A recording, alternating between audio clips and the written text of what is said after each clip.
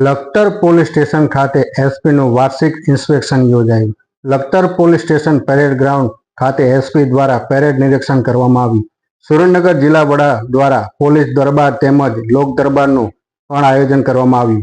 લોક દરબારમાં ગ્રામજનો દ્વારા ટ્રાફિકની સમસ્યાને લઈ રજૂઆત કરવામાં આવી.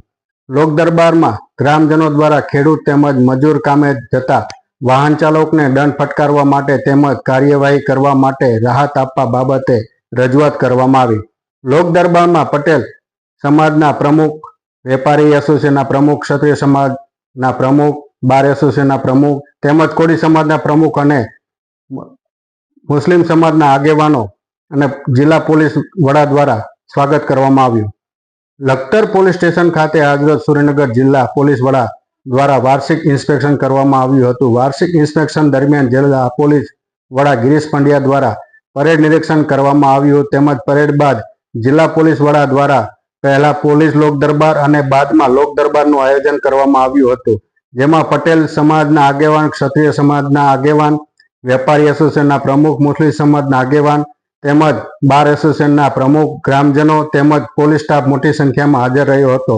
લોક દરબારમાં ગ્રામજનોની રજૂઆત પ્રમાણે લખતરના મુખ્ય બજારમાં ટ્રાફિકની સમસ્યા હળવી કરવી, ખેડૂતો અને મજૂરી કામે જતા વાહન ચાલકોને પહેલા ચેતવણી અને બીજી વાર દંડ ફટકારવો અને ત્રીજી વારમાં બાઇક ડિટેન કરવાની પણ રજૂઆત કરવામાં આવી હતી. વેપારીઓ એસોસિએશન તેમજ ગ્રામજનો દ્વારા મુખ્ય બજારને આડેધડ પાર્કિંગને લઈ રજૂઆત કરવામાં આવી હતી. જ્યારે સુરેન્દ્રનગર જિલ્લા પોલીસ વડા ગિરીશ પંડ્યા દ્વારા લખતર પીઆઈ વાયપી પટેલ ટ્રાફિકને આડેધડ વાહન પાર્કિંગને લઈ કાર્યવાહી કરવા સૂચના અને માર્ગદર્શન આપવામાં આવ્યું હતું.